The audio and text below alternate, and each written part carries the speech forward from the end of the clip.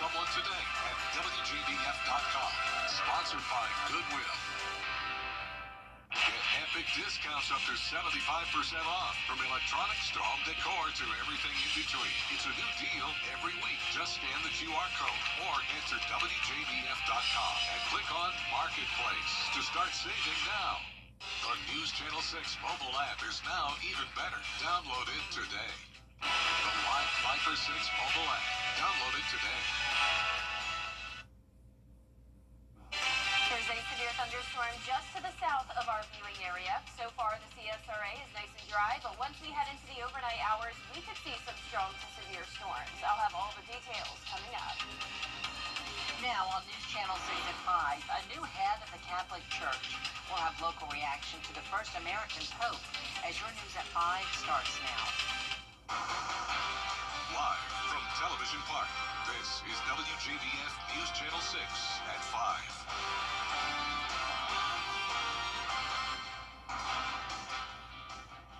Good evening, everyone. I'm Jenny Montgomery. Thank you for joining us.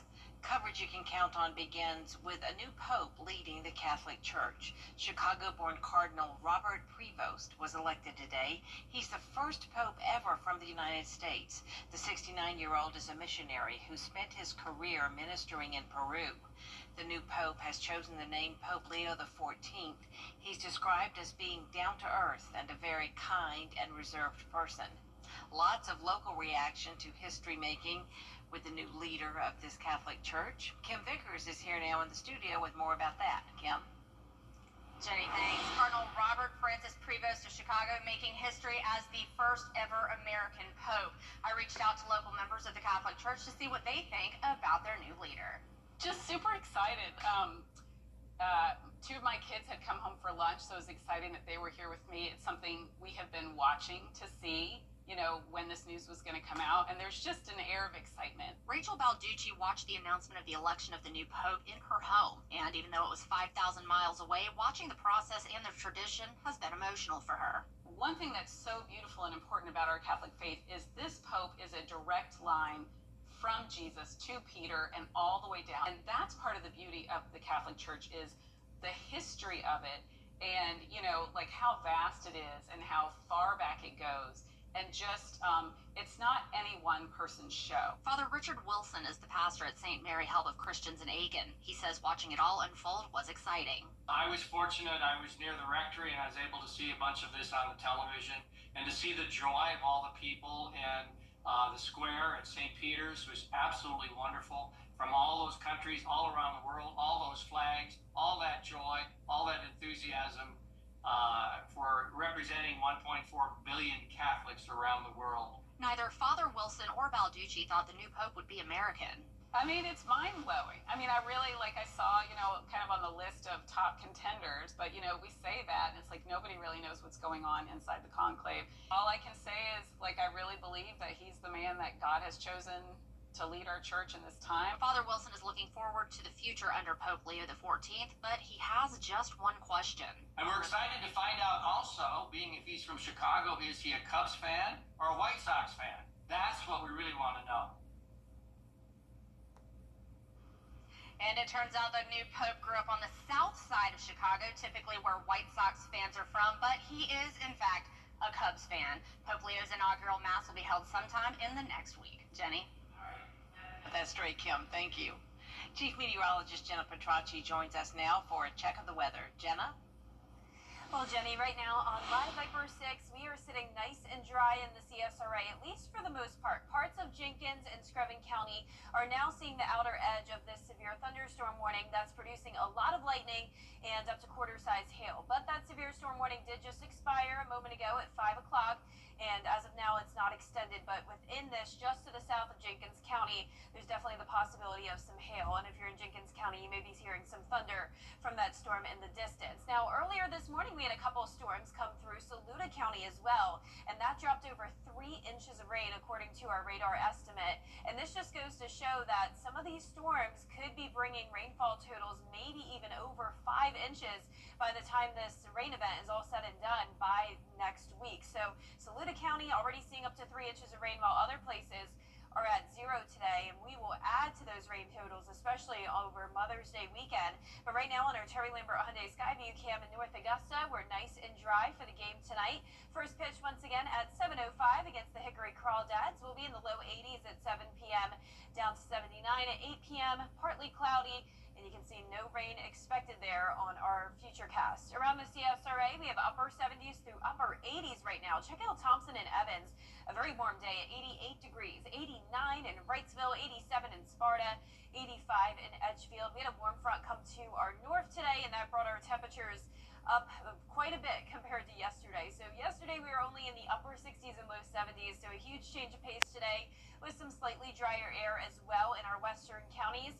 But as we look at our winds, those are coming out of the southwest for the most part. That's going to continue to bring more moisture to our area, and late tonight we could have the chance of some strong to severe storms. Notice the severe thunderstorm watch was just posted for just the north of our viewing area until midnight, and then once we get past midnight, I do think there's a good chance that this could be extended into Augusta. So for the rest of our evening hours through 9 o'clock, I'm expecting it to be dry other than an isolated shower or storm, but once we get past midnight, that's when we could see the chance of severe weather. And looking ahead here, you can see those rain chances go up by the weekend. I'll have a look at your futurecast for that coming up shortly, but back to you, Jenny. Jenna, we now know the identity of a man killed in an accident in Augusta this morning. The coroner says 56-year-old Darrell Walker was pronounced dead at the hospital. It happened just after 7 o'clock this morning on Deansbridge Road at Dover Street. An autopsy has been scheduled. Columbia County commissioners are making some changes to the county's library system. A proposal would have taken the county out of the state library system altogether, which caused some concern among people who live there. But as Isabella Moody explains, commissioners have chosen a different path. The new plan begins the process for Columbia County to leave the current Greater Clarks Hill Library region and become its own single county region, meaning it would remain in the state library system. But some people I spoke to still have concerns. Columbia County says the move to a single county region is to have better autonomy to address specific needs and preferences for their residents. The single county region would be the Columbia County, Grovetown, and Harlem branches. The library will still receive state funding and have access to state library system resources. Recently, we've had a lot of discussions about guidelines for our libraries and placement of books in our libraries and those sort of things, and we just felt like it was important to give Columbia County the opportunity to proceed with those guidelines the way we saw fit. This is causing concern with some of the people that I spoke to who say they feel politics are being brought into the library, which could cause certain books to be removed or banned. What we've seen in the past 2 to 3 years is more putting sort of their political and religious viewpoints on that board, and I think we're going to see more of that, which has other effects on the library. When we let political ideologies dictate library operations, we lose the heart of what libraries are meant to be. Safe, inclusive places that provide everyone with equitable access to information. Becoming a single county region at this time will not cost the taxpayers any money, but the county will have to pay. But one person I spoke to wonders why even change regions at all if this is the case. You're going to spend even $5 more to make a change if there's nothing that's actually going to change. Clearly there's something more. A county spokesperson says Columbia County has already received the necessary state approval, so the move will be effective on January 1st. In Columbia County, Isabella Moody, WJBF News Channel 6. Some Augusta organizations are benefiting from a large grant aimed to help literacy programs across the country. The Dollar General Literacy Foundation has donated a record-setting $13.2 million to support summer reading programs in the 48 states Dollar General operates. More than $325,000 will go to the organization's libraries and schools around the Peach State. 4 of them are here in Augusta, including Goodwill of Middle Georgia and the Augusta Public Library System. Prior to 3rd grade, you're not reading to learn, you're learning to read. But when you hit 3rd grade, you are reading to learn. So what we're doing is we're trying to create an environment that children understand how important it is to read, but also that reading is fun and can be done as a luxury. You'll hear how organizations will put those dollars to use tonight on News Channel 6 at 7. New information tonight in the arrest of a Waynesboro man following a deadly crash Monday in Augusta. Lee Ernest Jones is charged with vehicular homicide and failure to yield in the crash that killed 8-year-old Camden Poole Monday afternoon.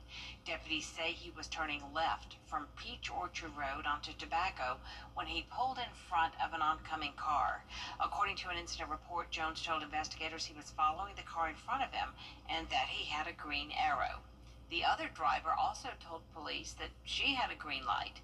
Investigators reviewed video evidence of the crash and determined that Jones did not have the green arrow. Love them or not, you could be seeing more street humps in Augusta. Augusta commissioners are making changes to the policy. Before, it took 51% of property owners on the street to sign up to get those devices. But now anyone living on the street, including renters, will be included. The plus is obviously it'll be easier to get more petition signatures because we might have to send letters sort of, all over the southeast of people who may not live here but own the property. So you can have anyone sign the petition, and so it should be easier to get the signatures themselves. The policy remains the same regarding which roads qualify for speed humps, which are then paid for by the city. The city of Augusta has a new historical state marker honoring a trailblazer. Today's ceremony was held at Harmony Baptist Church on Hopkins Street. It's for the late Reverend Dr. William Jefferson White Sr. He was a religious and civil rights leader who lived most of his life in Augusta. He wore many hats, like starting the Augusta Institute, now known as Morehouse College in Atlanta. This marker will be a great example in joining all of those that are in Laney Walker Historic District and around the city to find out the true history about the city and be inspired themselves. To establish Morehouse College, to be a member of the Freedmen's Bureau, to establish Spelman College, these aren't things that were done in his natural strength. It was done through the power of God. A public history class at Augusta University wrote the first drafts of this marker nomination back in 2023. Coming up, the legislative session winding down in South Carolina. What items are left on the agenda? Next. And tomorrow is the Boss Hog Cook-Off in Waynesboro, and we will be live there at 4, 5, and 6 p.m. But how is the weather looking? I'll have a look at your featurecast coming up. Methane is on top. Still ahead, celebrating Mother's Day. How Safe Homes is honoring survivors of domestic violence. After the forecast. Weather headlines on WJBF News Channel 6. Brought to you by Hickson Roofing. If your roof needs fixing, call Mr. Hickson. At Rooms to Go, Wednesday 16th. If one of these bad boys crashes into you, their insurance company is going to try to settle with you quickly, but for a lot less. I'm attorney Ken Nugent, and this is my outstanding team. Hi. We're known for moving pretty quickly ourselves. Getting your money fast is crucial for your recovery, so we go for the maximum settlement possible. Faster. How fast, you ask? One call, that's all. Call Ken.com. It's payback time. The Augusta Green Jacket works, and Sunday is a magical Mother's Day game, and gates open at 12:30. Green Jackets baseball. Be a fan. On your Saturday mornings with the most trusted team in local sports. Preview all of the weekend action and recap all of the big plays with Gianna Cephalou and Gabriel Snowball. 6 Sports Saturday, Saturday mornings at 9:30 on News Channel 6. Now, your most accurate forecast with WJBF Live Viper 6. Welcome back. That severe storm that we were watching down in Bullock County has now downgraded to a special weather statement, and that's for Jenkins and Screven County now. So this is for the possibility of wind gusts up to 55 miles per hour and nickel-sized hail. So there's Millen, here's Sylvania. This is to the south of that. That's where we have some lightning right around the border here, Bullock and Jenkins County. And within that cell, and there you can see the latest scan, it is starting to weaken, but still that possibility of some very small, non-severe severe hail and gusty winds under severe limits. Now, speaking of severe storms, we have that severe thunderstorm watch just to the north of our viewing area, including Greenwood County. I do think after midnight, there's a good chance that this could get extended as far south as around Richmond, maybe Burke County. Right now, for our current temperatures, though, we're sitting in the low to upper 80s. It is a warm day, and we actually saw a decent amount of sunshine, which is a nice change of pace from yesterday. Right now on our Terry Lambert Hyundai Skyview cam, it's dry here in Waynesboro, but looking down towards the south, you can see those cumulonimbus clouds where there's the thunderstorms all the way down in Jenkins County. 85 degrees here in town, feeling like 88, a southeast wind of 6 miles per hour. Dew points are pretty high in the upper 60s. For the Boss Hog Cook-Off tomorrow, it's looking very good. I'm expecting partly cloudy and dry conditions, and by 11 o'clock, maybe a slight chance of a storm as the event is wrapping up, but not a bad forecast for Friday. Most of the rain is coming in overnight until around 6 a.m. on Friday, but the rest of the day looks great. Now, rain chances do go up to 60% this weekend, and our rainiest stretch will be Monday into Tuesday. But in the meantime, tonight through Friday morning, there is a slight risk of severe weather for the northern half of Burke County and to the north of that, and this is for the gusty wind and hail potential. We could have hail up to quarter size, and those gusts up to 60 miles per hour. Our futurecast tonight at 10 o'clock showing some isolated storms possible, but it really won't be until after midnight where we'll see these storms move through. And within these cells here, that's where we'll be watching for that severe potential. You can see south of Burke County, it's going to stay dry, and this wraps up by around 6 o'clock in the morning. And as we go through time here on Friday, it's looking really nice. The afternoon looks dry, and into the early evening as well. Like I mentioned, it won't be until around 11 o'clock where we could see that slight chance of rain again. Now, Saturday is a different story. We're going to see waves of rain on and off, some heavier downpours possible early on with some thunderstorms as well. And then throughout the day, it's going to be the scattered, messy, light rain on and off. Not a complete washout, still some periods to get outside over the weekend, but I definitely suggest some indoor plans for your Mother's Day weekend. Let's pick it up with our long-range featurecast Saturday afternoon. It's all because of this Gulf low that's going to continue to stay in the area over the next several days to come, bringing a large area of rainfall across the southeast. As we go into Sunday night through Tuesday, that's when we'll have the best chance of seeing some flooding concerns, and then again some severe weather potential maybe on Monday. We'll continue to keep you updated on that, but potential rainfall totals over the next 7 days are looking to be a widespread 2 to 4 inches with isolated amounts over 4 inches. Now, for Mother's Day weekend, we're going to be cooling down, highs only in the low to mid 70s with the clouds and rain. After we get through this rainy stretch, we do heat up all the way into the upper 80s next Thursday, and 90 plus degrees could be likely as we go into that third week of May. Now, the 10-day forecast is showing the temperatures on the rise starting around Thursday of next week as soon as the sun comes back out. And I am going with 90 degrees the following day, lots of sunshine next week. But before we get there, we do have a lot of rain to deal with this weekend. All right, well, we'll just deal with it, won't we? Yes, we will. It's good rain. But we're going to be good tomorrow at Boss Hog. Yes, I'm excited for that, Jenny. Fantastic. A special group of mothers being celebrated in Augusta today thanks to Walmart. The retailer provided self-care kits to 50 women who are survivors of domestic violence. The kits included bath beads, throws, slippers, candles, and more. The items were suggested by the staff at Safe Homes who see the things women in the shelter need. As Walmart, we support our community, and it's nothing different from what we do every day. We take care of our associates, we take care of our customers, and it certainly feels like home being here today, supporting them in this endeavor.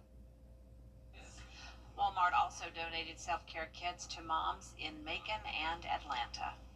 Up next, a conclave in the Peach State.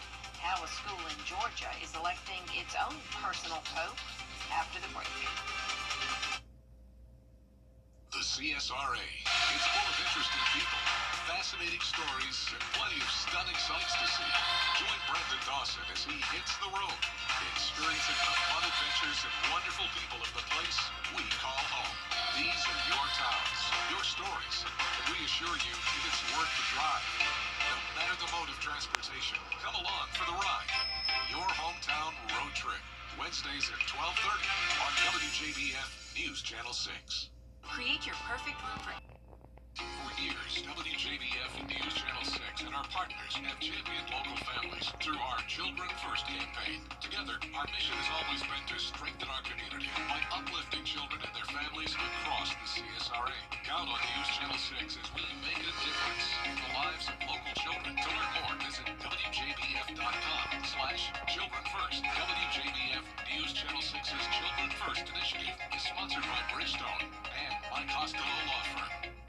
For years, WJBF News Channel 6 and our partners have championed local families through our Children First campaign. Together, our mission has always been to strengthen our community by uplifting children and their families across the CSRA.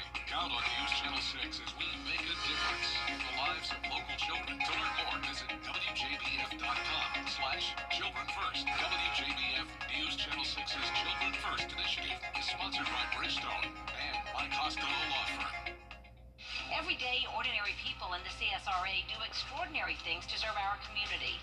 Each month, News Channel 6 recognizes these outstanding volunteers with the Giving Your Best Award.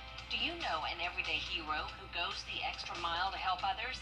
Nominate them for the Giving Your Best Award by visiting WJBF.com and filling out the entry form. Sponsored by Science Co., Piedmont Augusta, Security Federal Bank, and News Channel 6. Things are heating up in the kitchen with wings, laughs, and a whole lot of sauce. Join us as Lamitris McGahee treats us to his 1080 wings. And guest host Carlton T. Clay is here to help stir the pot. Friday at 12:30 on Your Hometown Kitchen. With the Catholic Church selecting a new pope, schools around the country are putting on their own elections. Danny New has the story.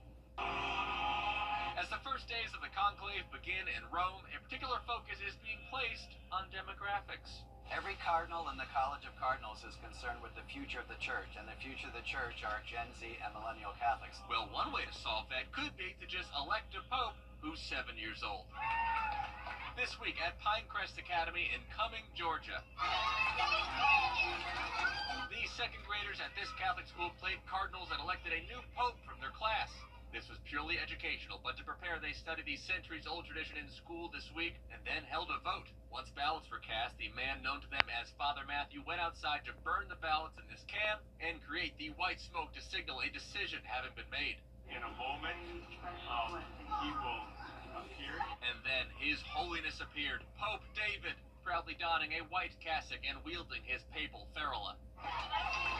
And what does a new pope do first? Immediately bless his flock, of course, including this baby. He too is thinking of future generations. From there, Pope David made his rounds on campus, being driven around in this golf cart labeled the Pope Mobile. Of course, Pope David was surrounded by an extensive security team, which even included an older kid. But once David was done greeting the masses, he then returned to school and continued his education. Now, historically speaking, the youngest pope ever was Pope Benedict IX at about 20 years old, and the longest papal reign belongs to the first, St. Peter, at about 34 years. So Pope David really has the chance to make a lot of history here. Also, the school says in celebration of electing a new pope, all students received lollipops as a treat. Who knows, maybe if they offered some lollipops as a reward to the cardinals and the Vatican, maybe this conclave would go faster. Let's incentivize them with lollipops. In New York, for ABC News, I'm Danny New. What fun is that? White smoke over the Vatican and history made in St. Peter's Square. The crowds, the cheers, and a surprising choice for the next pope. We'll take you live to Rome as the world meets Pope Leo XIV.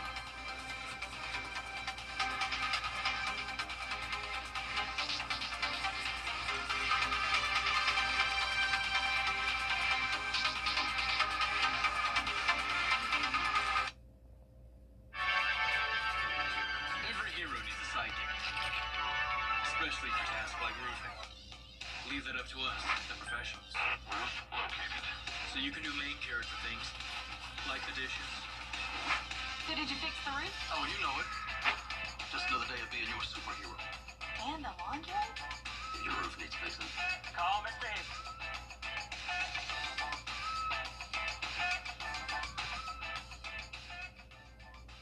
Mental health touches every community in Georgia. Many of us have known a friend, a coworker, or a loved one who struggled, and we've asked ourselves, how can I help? I'm Kevin Tanner, Commissioner of the Georgia Department of Behavioral Health and Developmental Disabilities. Since 2022, the 988 Lifeline has been available 24/7 by phone, text, or chat, connecting Georgians to trained counselors who are ready to listen and offer support day or night. Whether someone is overwhelmed, dealing with substance use, or just going through a tough time, 988 is here for you, for them, for all of us. Asking for help isn't a weakness, it's a sign of strength. And sometimes being a lifeline for someone else starts with knowing where to turn. Call, text, or chat 988. No judgment, just help. Together, let's change up the conversation, because Georgia, it's okay not to be okay, and it's always okay to reach out. To get the weather, you need to see the whole picture. That's why Live Viper 6 gives you the Skyview Network. Get a live view of traffic and weather from all over the CSRA. Available online 24 hours a day at WJBF.com and the free Live Viper 6 mobile app. The WJBF Live Viper 6 Skyview Network. Powered by Terry Lambert Hyundai. Low prices, big selection, and committed to quality customer service. Is rainy weather putting a damper on your day? Enter to win your very own Live Viper 6 umbrella today. Visit WJBF.com and click on Contests. Then fill out the entry form for your chance to win. Getting your hands on a Live Viper 6 umbrella has never been easier. That's right. Lucky winners will be announced weekdays on News Channel 6 at 6. Who knows? It could be you. Sponsored by Busby's Heating and Air. When quality matters, call Busby's. Trusted since 1945. Kelly, where do your best mornings start? Where do you think? The best morning starts with Kelly and Mark. You're like apple pie in America. Weekday mornings at 9 on News Channel 6. The Live Viper 6 Skyview Network, sponsored by Terry Lambert Hyundai. We are going to have a rainy Mother's Day weekend, and even tonight we're going to see some heavy rain and storms move in, continuing into Friday morning. I'll have the latest on your forecast coming up. Live from Television Park, this is WJBF News Channel 6 at 5:30. Good evening, everyone. I'm Dee Griffin. Thanks so much for joining us on News Channel 6 at 5:30. Topping today's headlines, a special gift for mothers who've been through more than most. In Augusta, dozens of survivors of domestic violence received self-care kits filled with items to bring comfort, dignity, and a little joy. The kits were donated by Walmart and filled with guidance from Safe Homes, helping women heal one small gesture at a time. A big investment in literacy is heading to Augusta. The Dollar General Literacy Foundation is donating over $13 million to summer reading programs across the country. More than 300,000 of those include coming to Georgia, including 4 organizations right here in our area. The goal to help children build strong reading skills before they fall behind. Columbia County is breaking away from a regional library partnership starting next year. It'll operate as its own system. Officials say the change is about flexibility and local needs, but critics fear it could open the door to politics in the stacks and that certain books could be targeted.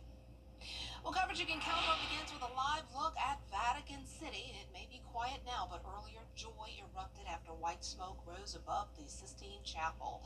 The world's 1.4 billion Catholics now have a new leader, Pope Leo XIV.